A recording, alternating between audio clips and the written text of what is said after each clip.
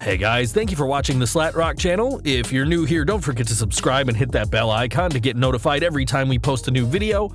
And if you've already done so, just make sure that it's still active. Today we present you with 10 WWE Castoffs who are still wrestling. Number 10. Elijah Burke. Despite being largely forgettable as a member of the revamped ECW, Elijah Burke has certainly made a name for himself since. Leaving McMahon's company in November 2008 after a 6-month absence from television, Burke would appear on the independent scene, before joining Impact in 2009 as D'Angelo De Niro. While he now no longer wrestles for the company, De Niro has become one of the company's most recognizable stars at the commentary desk. That's not to say he doesn't still compete, as he uses the De Niro name on the independent scene, teaming with JB Cool as the tag team Cool Pimpin'. Leaving Impact in 2017, the future remains unclear on what Burke will do in 2019, though at 40 years old, it may not be long before the former amateur boxer hangs up his boots once and for all. Number 9. Billy Gunn. One half of one of the most iconic tag teams in WWE history, Billy Gunn entertained millions of fans for years as part of the New Age Outlaws. Though the pair split for a few years, neither man was as successful on their own, with the company reuniting the group in 2014 for one final hurrah.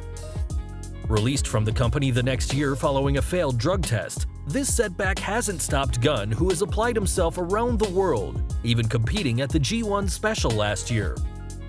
Not satisfied being tied down to one promotion, the former Intercontinental Champion has applied himself to various promotions, including Preston City Wrestling in the UK. Still massively popular with fans, Gunn appeared at last year's independent super show All In and made headlines recently, being revealed as a producer for AEW, the new promotion formed by Cody Rhodes and the Young Bucks. Number 8. The Headbangers. With their colorful looks, unique lifestyle, and Marilyn Manson t-shirts, the Headbangers appealed to a certain niche of the WWE universe. A fixture of the Attitude Era, the team of Mosh and Thrasher feuded with the likes of the New Age Outlaws and the Acolytes, holding the tag team titles briefly in 1997. Being released separately in the early 2000s, the pair were welcomed back over a decade later on SmackDown Live, where they competed to become the inaugural SmackDown Tag Team Champions. Though they didn't make history as the first ever title holders, the Headbangers have continued to compete on the indie scene, facing former WWE teams such as the Spirit Squad and Crime Time in 2017. While it's unlikely that the pair will return to WWE anytime soon, the Headbangers have been going strong since the pair returned to the Squared Circle in 2011. Number 7. Shane Douglas. Shane Douglas isn't the only ECW star on this list, though he probably left the biggest impact with the company. Winning the NWA World Championship in August 1994, Douglas would infamously throw the prestigious title to the ground before introducing a new era of Extreme for American audiences. Despite being a huge success in ECW, Douglas barely made an impact in the WWF, competing originally in 1990 to 1991 and later from 1995 to 1996, this time as Dean Douglas. The self-proclaimed franchise, Douglas is still quite active in wrestling, having over half a dozen matches in 2018.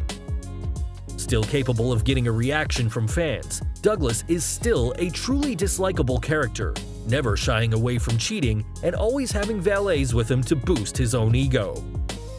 Just this past September, Douglas defeated fellow ECW alum Masato Tanaka in Australia, showing there's still plenty of fire left in the franchise. Number 6. Too Cold Scorpio.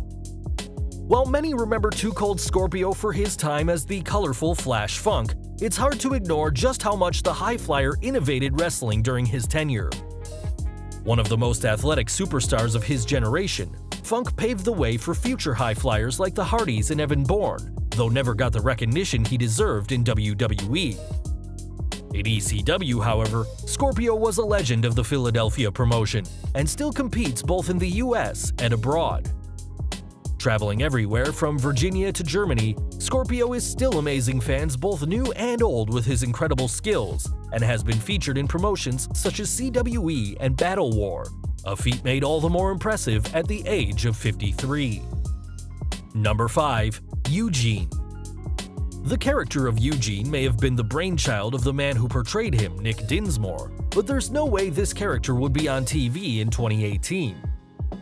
Joining the Raw roster in 2004, Eugene was the nephew of general manager Eric Bischoff, and with an unspecified mental disability, was portrayed as a lifelong WWE fan who emulated the moves he'd watched as a kid.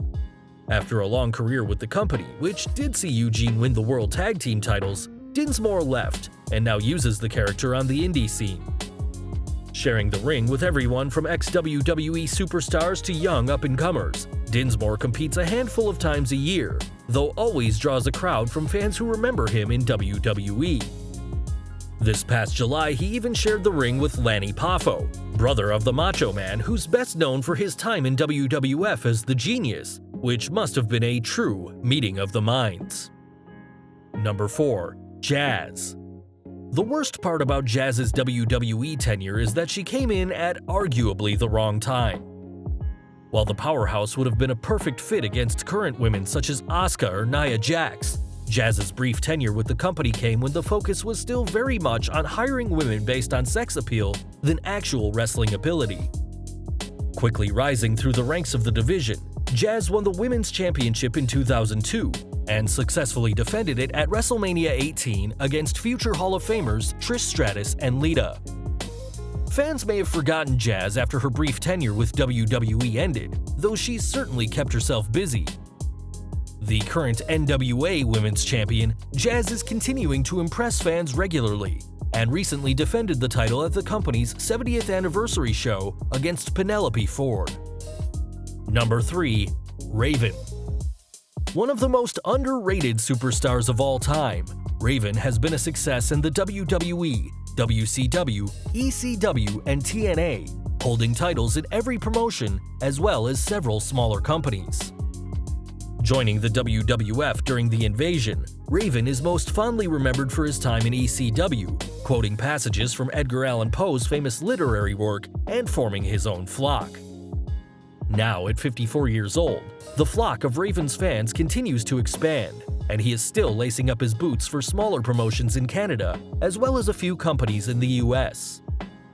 Much like others on this list, Raven has competed with some of his former foes from his heyday, namely the Sandman, whose feud with Raven in ECW took a very personal turn involving Sandman's son. Still a massively popular star, Raven continues to make an impact, and even returned to Impact not too long ago to help out his fellow ECW alum Tommy Dreamer. Number 2. Al Snow. Another superstar who has stood the test of time, Al Snow started his career in 1982 and still competes to this day. Over this epic run, Snow got his big break in ECW in 1995 before joining the WWF during the Attitude Era as the deranged but lovable lunatic whose best friend was a mannequin head. Joining Impact after being released, Snow served as an authority figure and trainer to upcoming stars, as well as an occasional wrestler. Now in his mid-50s, Snow still dons his tights, frequently wrestling for Tommy Dreamer's House of Hardcore promotion. Snow even appeared in 4 consecutive shows for the promotion in 2018, facing off against fellow WWE alum Joey Mercury. Outside the ring, Snow is the owner of Ohio Valley Wrestling, WWE's developmental promotion before NXT, where he hopes to nurture and build the next generation of wrestlers. Number 1. XPac. One of just 2 wrestlers to be in both the NWO and DX, the other being Shawn Michaels, Shawn X-Pac Waltman was all about making history. Making a name for himself as the 1-2-3 Kid, X-Pac would shockingly upset Razor Ramon during an early edition of Raw and would have an illustrious career in WWE and WCW. Occasionally appearing in WWE thanks to his friendship with Triple H and Shawn Michaels, fans could wrongly suspect that the former light heavyweight champion is tired of the ring after all these years. Instead, X-Pac still wrestles across the United States, dropping opponents with his famous Bronco Buster. Just last October, X-Pac teamed with former fellow NWO stablemates Scott Norton and Buff Bagwell, proving that there's still a lot of X-Pac fans have yet to see. Well guys, that's our list. Can you tell us any other WWE Castoffs who are still wrestling? Drop us a comment down below to let us know.